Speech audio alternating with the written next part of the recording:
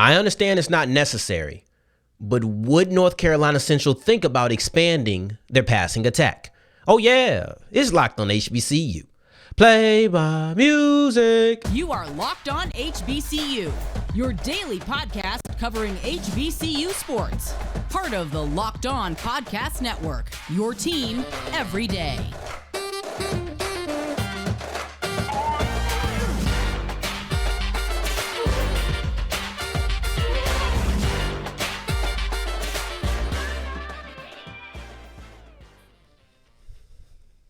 What's going on, family? Welcome back to another episode of the Locked on HBCU podcast, your number one daily one-stop shop for everything HBCU athletics, Monday through Friday, part of the Locked On Podcast Network, your team every day.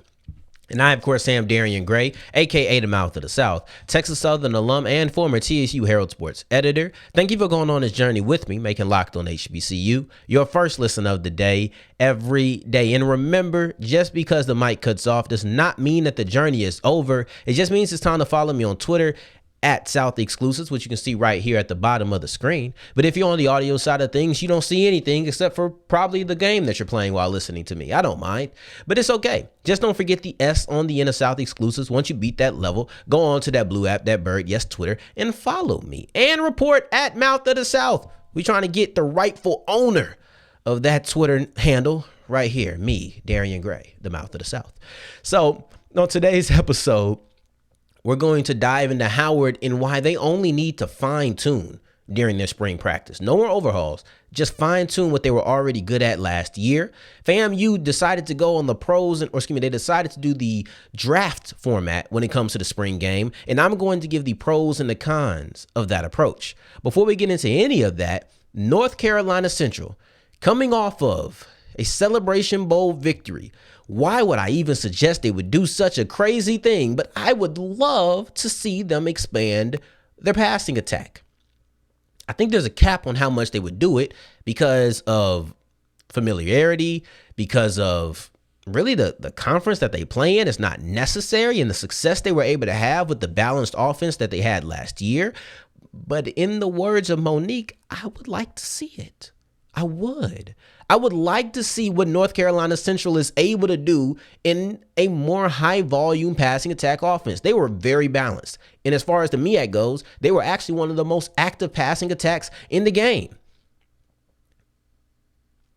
But to me, they have a new tight end who's coming in through the transfer portal. And when you have Coach Oliver, who I know does not like the transfer portal as much as he likes recruiting out of the high school ranks, it tells me that this tight end is special. And I don't think this tight end is special because he's going to block really well for Mookie Collier. I think that he's really special because he could be a middle of the field general. I think he's really special because he can be yet another weapon for Davius Richard. All the receivers are really back except for E.J. Hicks. You have a bunch of sophomores who can get pushed kind of to a more prominent role, but they've been around, so you still have continuity. You don't have to worry about new blood or anything or trying to get that rhythm together. And listen, this isn't because I don't think that Davius Richard could do it or that I need him to prove it. I think that Davius Richard would excel in a high volume passing attack. I would think he would absolutely excel, and that's really the reason I want to see him do it. Not because I need proof, but because I want to just witness it. You know, some people are like, oh, I want to see him do it so I can believe it. No, I already believe it. I already do. But here's my thing. They're perfectly balanced and they don't really need to stop being balanced. Success. They just won the Celebration Bowl being a balanced team. And they pass a lot for MEAC standards. But if you look at attempts wise, what they would be in the CAA, the SWAC, not top 5. You're looking in the OVC, they're just barely at the top 5. Now you're looking at the 3 other conferences that house HBCUs. You're not really a passing team. But Davius Richard is a true dual threat quarterback. He is a true run pass option. He will dice you up on the ground. He will dice you up through the air. So I don't want to take the running component out of it, especially when you have a guy like Mookie Collier. It's very difficult. For me, I can't advocate for you changing. But I'm telling you, as a fan of the game, as a person who really does enjoy Davius Richard's ability because he's extremely efficient, if they pass as much as these other SWAC, CAA, OVC schools, they would have one of the best passing attacks in all of those conferences. It's just right now the attempts aren't there. I can't advocate for it, but as a fan, I just think it will be so fun to see him slinging the rock with all of those young wide receivers, with that new transfer tight end. I think it would be fun to watch it happen because everybody acknowledges his legs, but I don't feel like enough people acknowledge his arm. I could be wrong. Maybe I'm just making that up. Maybe that's a false narrative. Maybe I'm just not seeing the people who are acknowledging his arm. But in a high volume passing attack, there will be absolutely no doubt that he is a great quarterback and somebody who I believe should be the first HBCU quarterback drafted in a long time. I don't think he needs to prove anything to the scouts. They've seen it. They passed enough at North Carolina Central. But just imagine him putting up godly numbers. Just imagine it.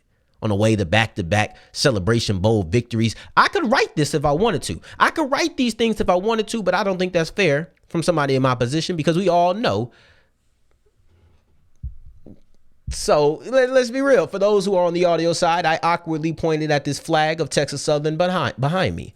So, but I think that Davius Richard in a high volume offense, oh my gosh, these are the things that dreams are made of. I had to go all the way back to 2017 when I found a MEAC team who actually passed for 300 yards. Had to go back to 2018 when I had two teams in the MEAC who passed more than 350 times. This is just not something that they do a lot, but it will be interesting to watch if they broke the mold. If North Carolina Central broke the mold and they were like, you know what, we're going to sling this rock. We're going to show you exactly what our star quarterback's arm is made of. But like I said, this is what dreams are made of. I could go on and on and on about this, but I won't. Instead, I'll go on and on and on about the pros and cons of a spring draft, of drafting your spring team as opposed to saying first team offense, first team defense, second team offense, second team defense. We're just going to have a mixed bunch. I have two pros and I have two cons for this format of the spring game that FAMU is choosing. We'll dive into this as we continue with Locked on HBCU.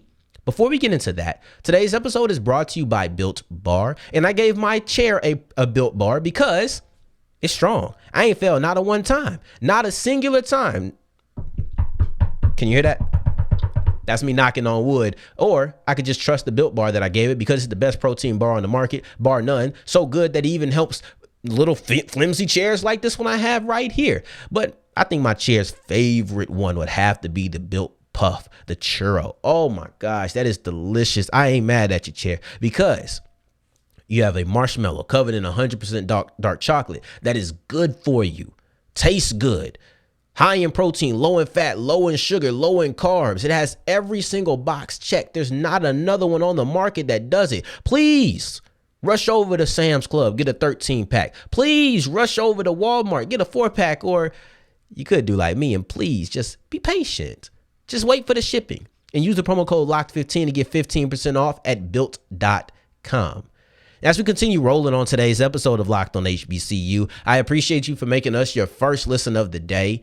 Every day we'll be back next week to discuss how these spring games, how they play out, who looks good, what's a standout, what are some of the things that I liked. And next week, I'm going to do a pro day. I'm going to record myself with the 40-yard dash, the vertical, the broad. I might try to do the shuttle. I don't know, but I'm going to record myself doing these things, and we're just going to have a good time because I believe in having fun. Look for that this week or next week on the show, I should say. Now, FAMU is choosing to have a draft for their spring game roster. I've seen a couple of other teams do that this year. Is that new? Is that something that you've seen before? I haven't seen that before. This is something that I know FAMU did it last year, so maybe I just wasn't paying overtly, attention to. I don't know, but the idea of you drafting a roster is foreign to me, and I'm not quite sure how I feel about it. Whether it's new or not, it's new to me, and I don't quite know how to feel about it. I have pros and I have cons. I lean a little bit more to my cons, but then again, I don't want to be the get off my porch guy or get off my lawn guy. I want to be accepting of new ways to do it. So let me read to you the pros and the cons, and then I'll kind of talk about each one of them. So pros are it individualizes the game, and then also you get a view of how these players these teams value the players. That's with the draft. Then the cons is you don't get the best versus the best all the time. That's not a guaranteed aspect of the game now. And then also, it can lead to some clunkiness in play. I'm going to start off with the con, and that's probably the one that's strongest to me. And that's the reason I don't know if I like it. I like seeing the best versus the best in spring games. I remember when I was not young, but I was just there a couple of years ago at New Orleans Saints camp. And one of the best parts of New Orleans Saints camp was watching Marshawn Lattimore and Michael Thomas go head to head. Even when I wasn't present, you were able to see the videos. You know what I never saw? I never saw Michael Thomas versus Ken Crowley, the number 2 corner. I never saw that. And Ken Crowley was coming off of a solid year one of these times. Never saw that. But every single year, I saw Michael Thomas versus Marshawn Lattimore until everything happened. But you know why everybody wanted to see Marshawn versus Mike T? Everybody wanted to see it because there are 2 players who are great at their position who play on the same team. And we never get to see that. And the best of the best going against each other is not guaranteed with this draft method. Because what if I get the best defensive end and the best left tackle? What if I get the top corner and the top wide receiver? I'm not seeing those matchups. These are the type of matchup that people love to see, and fans only get to come out for a spring game. I can't see my number 1 versus my number 1. That's the most exciting matchups because I expect my 1 to kill my 2. If it doesn't happen, okay, yeah, definitely that's great. But I expect my 1 to come out ahead in that matchup. But if I have my top corner, let's say I had a guy like BJ Bowler versus Xavier Smith. Well, that's fun. That's a lot of fun, right? You look at the LSU matchups. I still see Jamar Chase versus Derek Stingley because we never got to see it, but we got to see it in practice. These are the type of moments that people want to feel invited into. I do. So I 100% believe that is a con, and that's from a fan perspective. And this is not just a fan event, but you've had 4 weeks, 3 weeks to be able to evaluate what the talent was. So you don't need them to go head to head. Fans don't get 3 weeks to watch a Marshawn versus a Mike T. They just don't. So I think they're being robbed of this moment. Now let's get into the pro. It kind of come on, man. It individualizes the game. Gotta laugh at yourself sometimes because some stutters just sound bad. That was a did. It individualizes the game, and that's something that I think I like because as a team, you move as a unit, of course. There's certain positions that move more as a unit than others. An offensive line, defensive line, but specifically O-line is one of them. And sometimes you have a left tackle who covers up for left guard play. Sometimes that left tackle struggles. Now, of course, you wanting your coaches to be a little bit smarter than the average viewer and be able to recognize that this left tackle's performance is kind of hurting, is kind of being hampered by a left guard that just is not that good. But sometimes it's not as obvious. Maybe you're trying to overcompensate. Sometimes you don't look as bad because somebody else is covering up for you. In the individual game, if you're the guy who covers up for people, you look amazing because how good you are is on full display. You're able to hit your peak, especially if you're not worried about anybody now.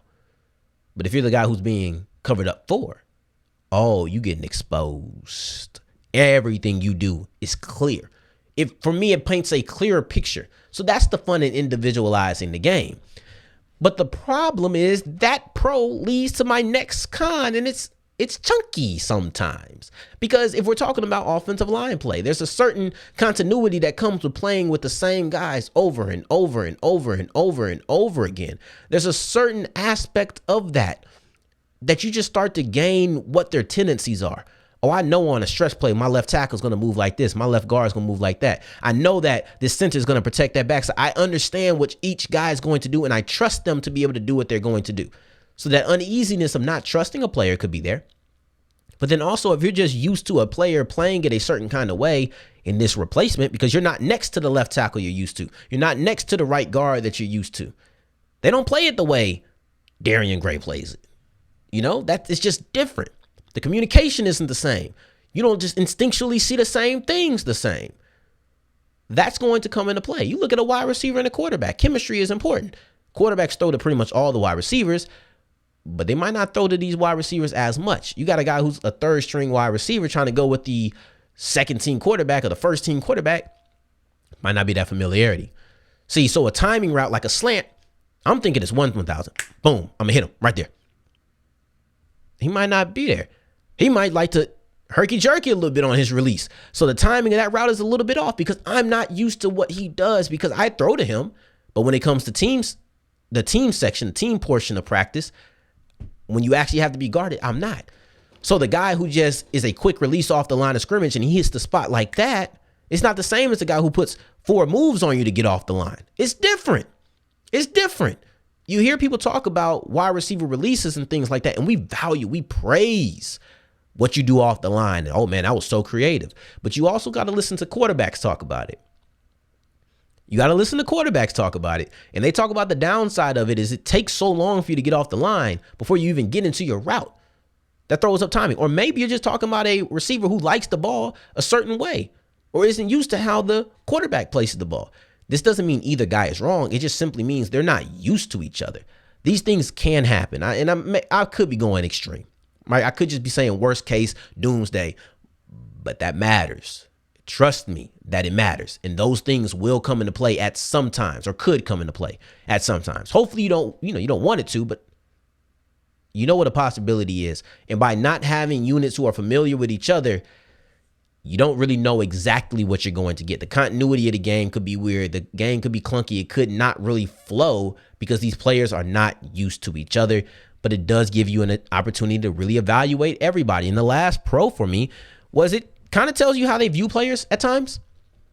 Because your first pick, that might be your best player. Second pick, second best player. Way to look at it, because Jeremy Musa was not the first overall pick. Right? So that was something that surprised me. I thought, okay, quarterback, clear number 1. No, pick the defensive lineman, then the offensive tackle. So, okay, you value in the trenches.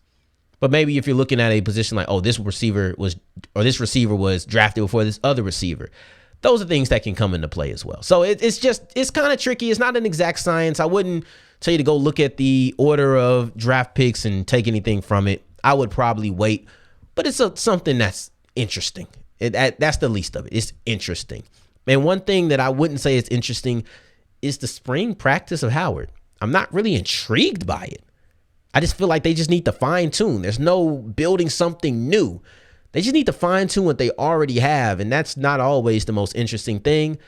But I'm going to tell you why it's extremely important as we continue with Locked on HBCU. And as we're wrapping up today's episode of Locked on HBCU, I appreciate you for making us your first listen of the day every day and making it all the way to segment 3. Thank you 2 times for that. I truly do appreciate it. In Howard spring practice, it's just about fine tuning. Not exciting at all, right? But it's important because you have to understand that Howard is a championship team. They were second place last year, but they're a championship caliber team. They're not trying to be co-champions. They're not. I put the air quotes, right? I think that being a co-champion is great for some things, but I can guarantee you that initial hype from it is kind of gone. You didn't win the Celebration Bowl. You didn't win the MEAC. You're not satisfied. You cannot end in the same place you were last year and be satisfied. If you are going to be a co-champion, you have to be the co-champion that goes to the Celebration Bowl. I don't make the rules. That's just a fact. If Howard in 2023 ends the season as a co-champion that is sitting at home watching the other co-champion make it and win the Celebration Bowl, they are not happy. In order for that not to be the case, you have to fine tune. Just got to tweak. See, last season, you're building. You're trying to create something. You're trying to create a foundation, but you've created the first floor. Now it's time for floor number 2. Now it's time to build on top of your foundation. Now it's time to expand on everything that you did to make everything turn around last season. You no longer have to make something that is not there. You're returning 20 of your starters. Now, I don't know if they're only, because I got this off of Howard website. I don't know if you're only talking about starters on the offense and defense, or if you're talking about special teams, but you're looking at 20 out of 22 to 26 players. That's a lot of continuity. So much continuity that the Howard coach felt switching Ray Williams from safety to corner was enough to give the defense the edge they needed. Just a slight tweak, keeping them in the secondary, but just moving them to corner gives them a certain edge. You're not far off. You're not far at all. Now, that being said, North Carolina Central, the person I started the show off with, is still the team to beat. North Carolina Central, the team I started off the show with, is still the team that you feel like should be the favorite. See, because when I said co-champions that are watching the other co-champions in the Celebration Bowl, North Carolina Central was the co-champion that was out here raising up the trophy. They would love to be exactly where they were last year. They would love for Howard to be in the same spot that Howard was last year. They would love that. It's up to Howard to tweak a little thing. Of course, you got to find a lead wide receiver, but you're hoping that Quentin Williams, whoever it is able to elevate that guy. You're hoping that Jared Hunter, maybe he's going to be the engine of your team. But if you're going to have your running back be the engine, you just got to do some fine tuning around them to make sure everything's moving like a well-oiled machine. You see where I'm going with this. The wordplay is on point. Now, here's the thing. Whatever you do, don't change too much. Don't change too much. You can't go in here and try to change something that isn't broken. If it's not broke, don't fix it.